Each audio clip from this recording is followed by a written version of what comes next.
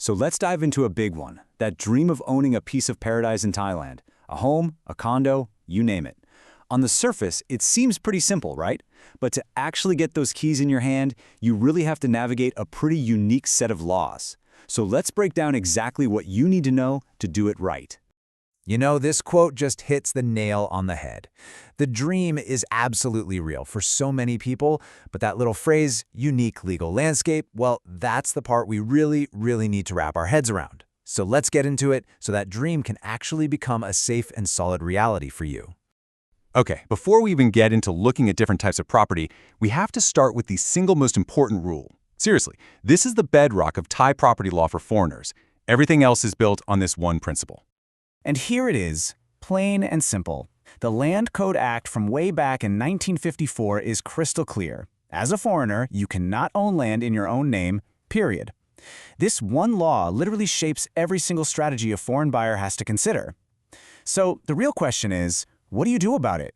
How do you work with this rule?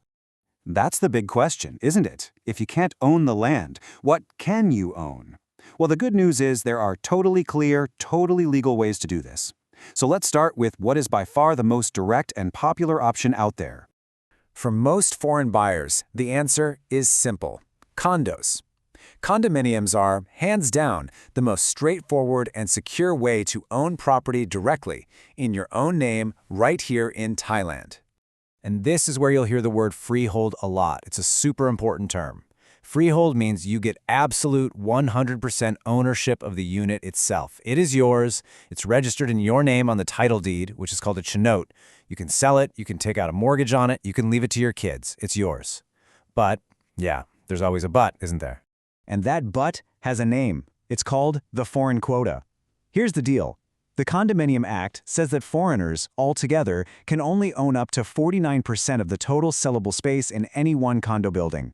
The other 51% has to be owned by Thais, and believe me, this rule is completely non-negotiable. So, if you want to buy a condo, you've got to tick these 3 boxes. No exceptions. First, you or your lawyer must confirm that the building still has space within that 49% foreign quota. Second, and this is a big one, you have to transfer the purchase money from outside of Thailand, and it has to be in a foreign currency. Third, once that money arrives, your Thai bank gives you a special document called a Foreign Exchange Transaction Form, or FED. Without that piece of paper, you can't register the condo in your name. It's really that critical. Okay, so we've established that condos are pretty straightforward. But what if your dream isn't a high-rise? What if you want a house with a garden? Since we know you can't own the land, the whole strategy here is to split things up, to separate the ownership of the actual building from the land that it's sitting on. And here's how that works. It's a two-part solution, really. First, you can legally own the physical building itself, the bricks, the mortar, the roof, all of it. That house is yours. But the land underneath it? You secure the rights to that land through a properly registered long-term lease. Now, the longest initial lease you can officially register at the land office is for 30 years. A lot of contracts will talk about renewals, promising another 30 years after that. But, and this is super important to understand, a renewal is just a contractual promise. It is not an automatic legal right. This is why having an ironclad, well-drafted lease is absolutely everything. Okay, now we need to wade into some murkier waters.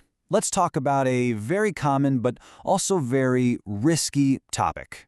You've almost certainly heard someone mention this simple workaround for owning land. Just use a Thai company. This is the one that comes up constantly. The idea goes like this. You set up a company that's majority Thai-owned. That company can then legally buy and own the land, and you, the foreigner, just pull the strings and control the company. Sounds like a pretty clever loophole, doesn't it? Well, guess what? The Thai government doesn't think it's so clever.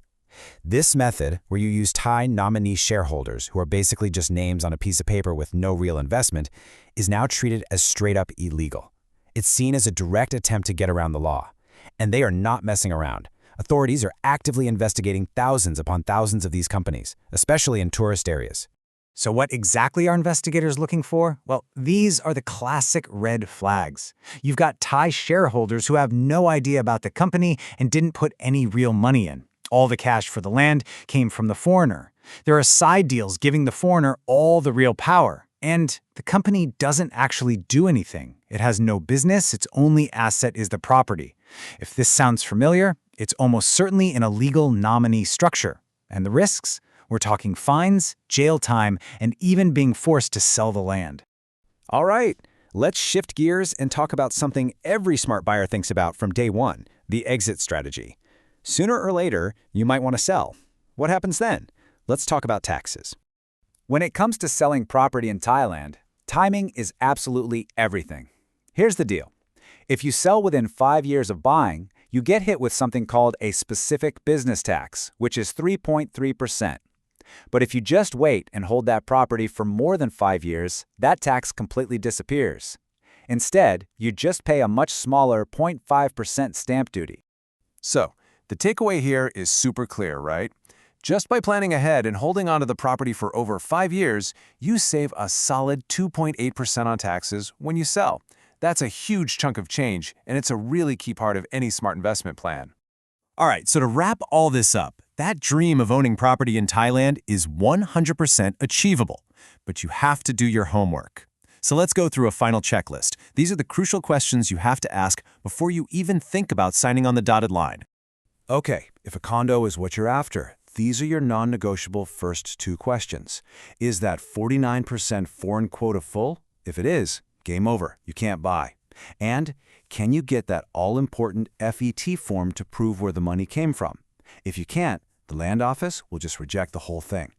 And if you're going for a house, your entire legal security rests on 2 pillars. First, is that 30-year lease properly and officially registered on the title deed at the land office? And second, is the ownership of the building itself legally separated and registered in your name? And now for the single most important question of them all, and this goes for any property you're buying. Have you hired your own independent lawyer? I mean, someone who is working only for you, not for the seller, not for the agent, not for the developer. This is your #1 absolute best protection. They're the ones who will do the title search and make sure every single word in every contract is there to protect you. Because in the end, it really all boils down to this one question. That dream of owning a home in Thailand is an amazing one for sure, but it's a dream that will only last if you build it on a solid, unshakable foundation of doing things the right way, the legal way. Make sure your dream is built to last.